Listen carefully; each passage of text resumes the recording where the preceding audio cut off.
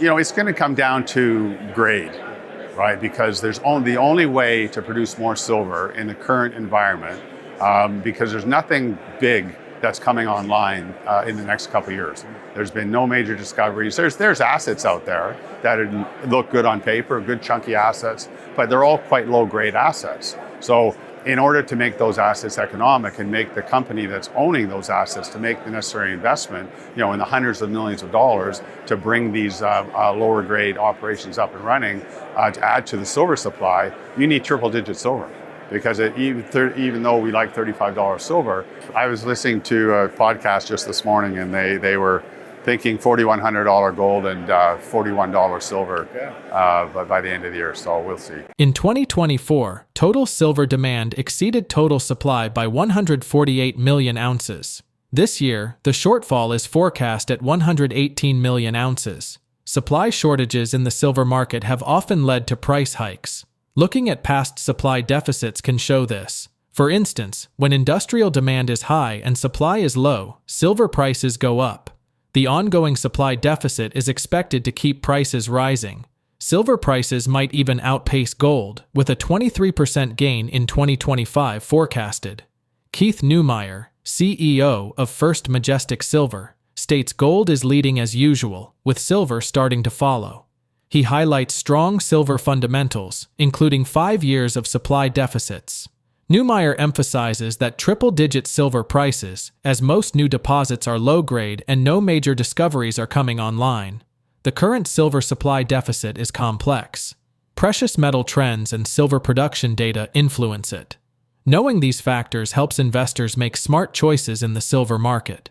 From a technical perspective, Neumeyer notes consolidation in the silver sector through M&A, putting First Majestic in a strong position. Despite rising metal prices, mining stocks still lag as many investors avoid extractive industries. He believes institutional interest is returning, with First Majestic now producing double what it did at previous price peaks. The silver mining industry is expected to see a 2% increase in production by 2025. Yet, it faces many challenges that could slow its growth. These include high production costs, strict regulations, and environmental concerns. High production costs are a major hurdle for the silver mining industry. As extraction costs rise, it's hard for mining companies to stay profitable. This is especially true when silver prices can fluctuate a lot. On the macro front, Neumeyer predicts $40 in silver by year-end, citing persistent supply deficits and surging industrial demand as powerful tailwinds. He believes silver, copper, and zinc are the top metals to watch over the coming decades. Before we dive into KeithNeumeyer's sharp insights from his latest interview, make sure to hit that subscribe button and tap the bell icon so you never miss a moment when truth meets the market. Let's get into it. I've been in this market for 40 years, and I've seen many bull markets in the mining space, and there's almost a bit of a love-hate relationship. And it is an extractive industry, so there are investors out there that just simply won't play oil and gas or metals or mining. They focus their investments on high tech or industrial stocks or pharmaceuticals and so on, the more normal type of mainstream types of investments. So the mining sector tends to be a bit of a niche, and it is a very small market. The entire silver market is $30 billion. When you have these small markets and niche-like markets, it takes a while for these institutions to wake up and say, hey, look, it's time to start coming into this market. And last time silver was at these prices, our stock was $25 a share.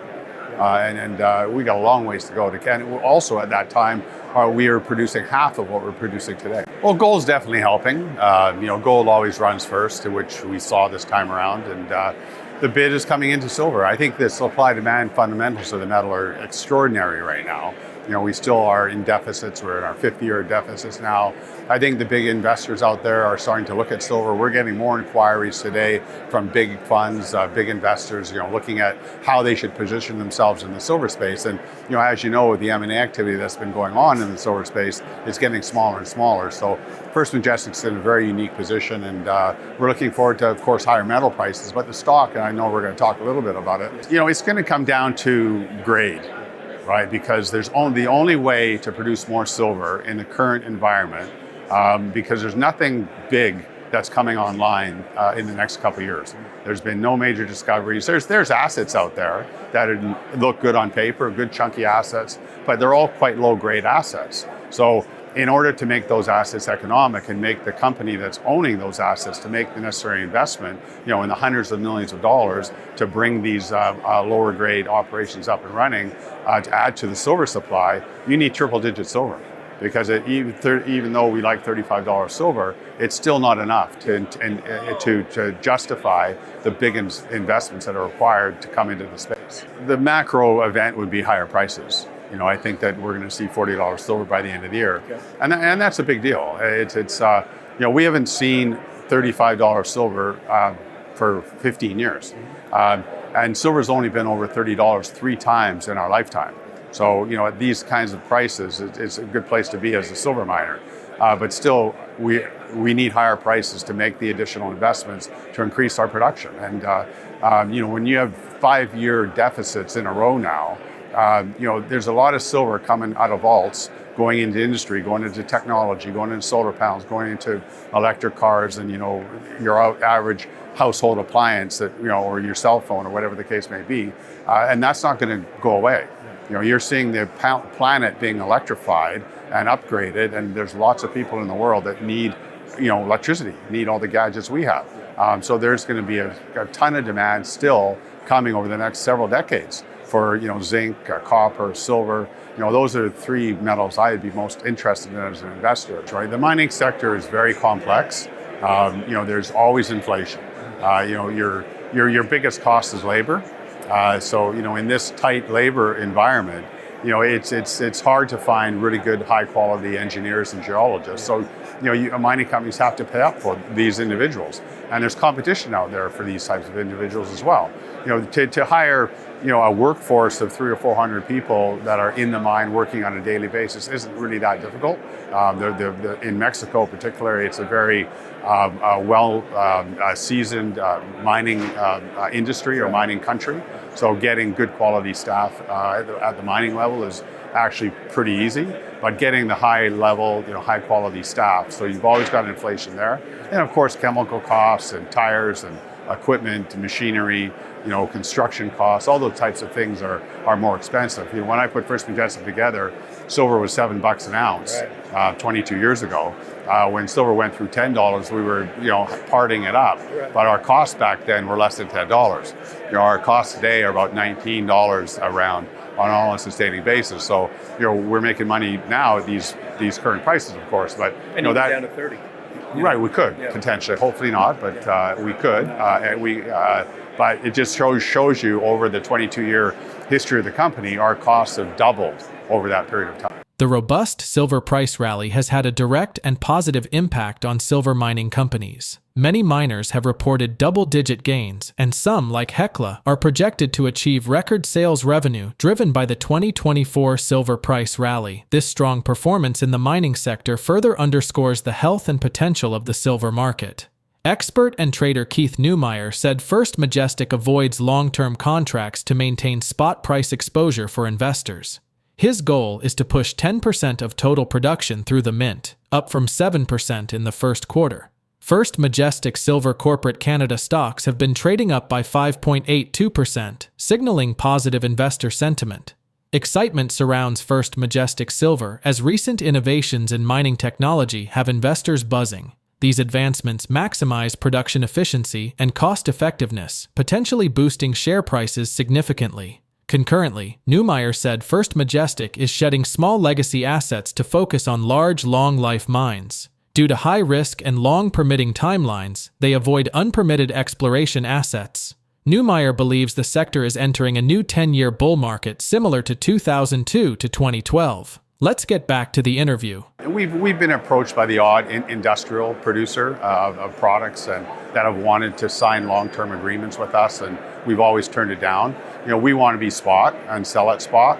Our investors who buy First Majestic want to have that exposure to the metal. So it doesn't make any sense for us to, try to trade the metal. We take the risk, and our shareholders who buy our stock also take the same metal risks that we take. The margins today are great, of course, and We have more cash in the bank today than we ever have had in the history of the company. Our balance sheet is very, very nice looking, and we have our Q2 production numbers coming out tomorrow. Okay. I would suggest people have a look at that.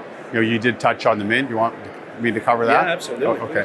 Yeah, so the mint, we've been selling retail products, like this. This is a 1 kilo, bar that we produce. This is our own production. This metal comes from Mexico.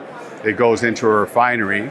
Then it goes into our mint in Nevada, where we produce these products. And we have a website, firstmint.com, and people are welcome to go to it. But we decided to do our own mint because we were being bottlenecked by the current mints out there. They just couldn't supply us with the product, and we were selling a retail product similar to this since 2008. And 2 years ago, I just got very frustrated and said, let's do this ourselves. It took some time. We had to hire all new people, and we're a mining company. We're not a minting company, so there's a bit of a learning curve there. We had to find a location and all those types of things, and get a staffing in place, buy all the equipment. And we launched in March of 2024. We've had a couple of quarters. Sales are coming in. We're making a little bit of extra margin on our ounces that we're selling. In Q1, I don't know what the Q2 numbers are yet, but the Q1 numbers, we did 7% of our total silver production went through the mint. In last year it was 5%. Our goal is to get 10% of our total production through that mint on an annual basis. We're selling all our small legacy assets that we had in the portfolio back in the early 2000s, and we've sold a couple already. We get big chunky shareholder positions in juniors that are wanting to develop these assets that were once our cornerstone assets. But as we got bigger as a business, it didn't make sense for us to have a bunch of 1 million ounce or 2 million ounce producers in our portfolio. So we started to buy bigger assets and develop bigger assets, and now we've got 3 cornerstone assets in our portfolio. All are 10 million ounce producers. All have mine lives of 8 to 10 years, plus, of course, exploration upside on top of that. So we're in a very good position. But on the M&A front, you had Coeur take out, Silvercrest, you had MAG or Pan American take out MAG. There's very few left. You look at the North American silver space. Pan American's number 1, Coeur's 2, First Majestic's number 3, and we're very close behind. We would love to be number 1. How to get there is a challenge. Well, the junior space is always the last to go. So, we saw the producers, led by Newmont and others, the majors, start to perform quite nicely, and Ecos and so on. And then it's now come to, the mid-tiers, our level. Our stock is up about 30%, as you said, year to date. Still super cheap as far as I'm concerned. But but the money is coming in, and now you're seeing bids coming into the exploration space, which is really good to see. I own some personally. I own a couple of names. First Majestic owns a couple positions and some juniors as well. So we monitor the space, very closely. But for us, as First Majestic, as a major silver producer, it doesn't do us any good, as I said earlier, that we're going to just go buy a bunch of exploration companies because you've got permitting. I remember I saw a presentation by a CEO just about a year ago.